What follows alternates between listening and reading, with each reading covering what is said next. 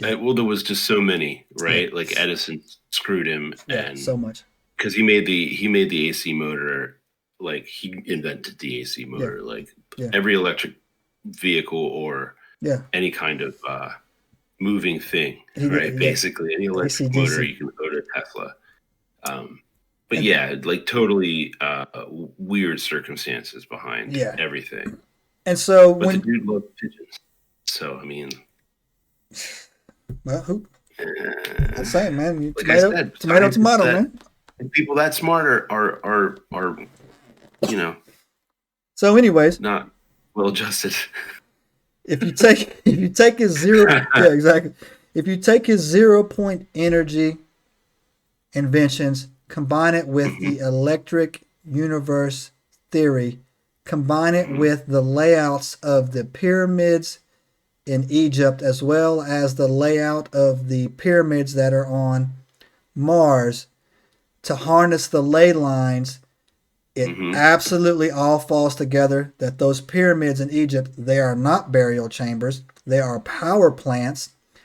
They were fantastically built, perfectly aligned.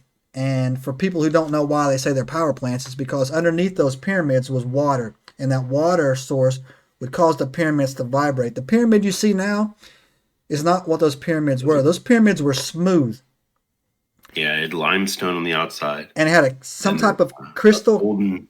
golden capstone at the top, right?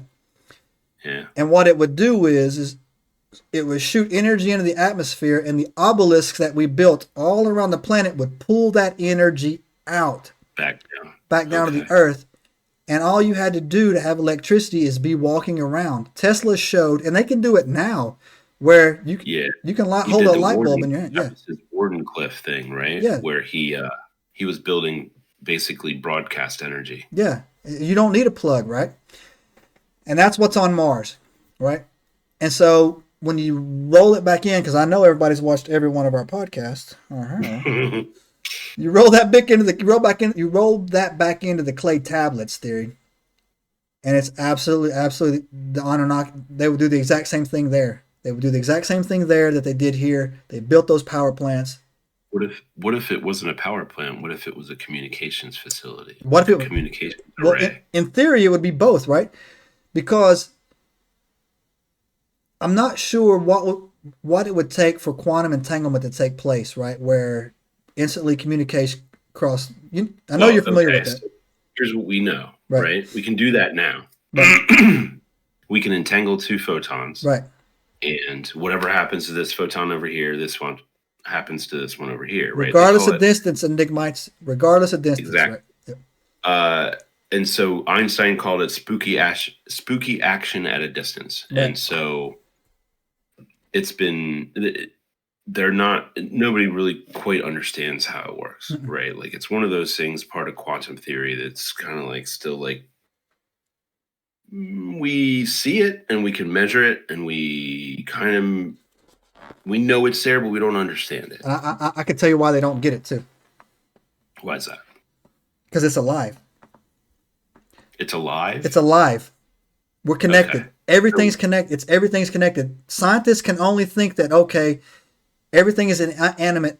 There's no greater source on everything, so everything has to have an action or opposite reaction. They can't figure out why a photon here and a photon on the moon on Titan, if I say, Jay, are you there? You could hear it say, yes, I'm right here Right, instantly. It's because they're yeah, connected. They're alive, right? And they are that's why those connected. dum-dums at CERN, devil worshippers, cannot figure it out, right? So there you go. Please continue, sir. No, but I do believe that. Okay, so first of all, I love Tesla. I think obviously the man was beyond brilliant. Like I said, not well adjusted, but what else? None of them are. Um, but I didn't really hear him connected too much with 0 point energy, and that's one of those things that I've done a lot of research on. Um, he he had the ether to him, like I think his conceptualization of how like the universe works, right? Mm-hmm. He was describing the ether, right? And what we would describe the ether as is space-time, Right. right? I think the two things, like you can stubbornly say that they're not the same thing, but they're the same thing, right? It's the background fabric that everything is kind of in. Yeah, and right? they're gonna try to say, oh, it's dark matter. It's the same thing. All right, dark matter, space time, ether. Go outside, nerds. Go on, get out of here. Go out and play. Get out, nerds. So yeah, go ahead. So there is a certain, what they're finding right now is that there's a certain kind of space time's like a fluid, right? It's like water, like a liquid type of thing, right? Not exactly, but it behaves somewhat like that, right?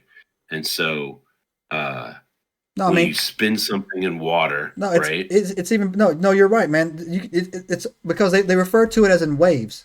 When you bend space, it's a wave, right? It's a wave, right? So yeah. It's fluid. Yeah, everything is vibrating all the time. So there's constantly so that's what this is kind of where Tesla and I really agree, right? Everything's vibrating all the time, everywhere. Nothing is ever stationary, right? Like what you think of as stationary is you're moving so fast that it's a matter of perception, right?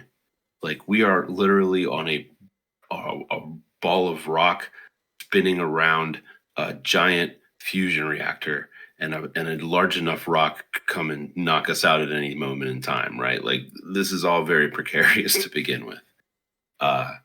So we have a general understanding of what's going on. Right. Every day we get a little bit closer, but then we find some shit that we're like, yeah. And so for you people watching at home, just imagine this. This is space or the ether. Here is Earth.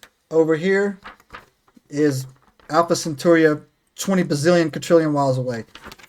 If you want to, so how what they were talking about is how that it's a wave. Is if they want to fold the space, it would go like this. As a wave would go up, and they would just poke a hole in, and you would come out, and then the wave would stretch back out, instantly cross. That's what they call a Rosen-Einstein bridge, or otherwise known as a wormhole. Or in Tennessee, we call it folding up piece of paper, stick a pen through it, y'all. That's what we call it like that, right? Stick a pen through that, and you're there. You're at the Walmart in Earth. Now I'm going back to the Walmart in Titan. That would explain the sky scrolling apart like a scroll. It's what's in the Bible, right? Man. The sky rolled back like a scroll. That's all it is a space-time bridge opening up. Wormhole. So and for you people, I did get this one. I get this. A nice lady hit me up and was like, let me know kindly that I was borderline blasphemous on one of our conversations when I actually was like, I'm really not. Sometimes my humor goes that direction. But I'm really not. But in the Bible, when it says that when the sky rolls back like a scroll, that's a portal opening, right? Yeah. So that's it. That's all it is. Subscribe now and turn on the notifications to join us on this extraordinary journey into the unknown.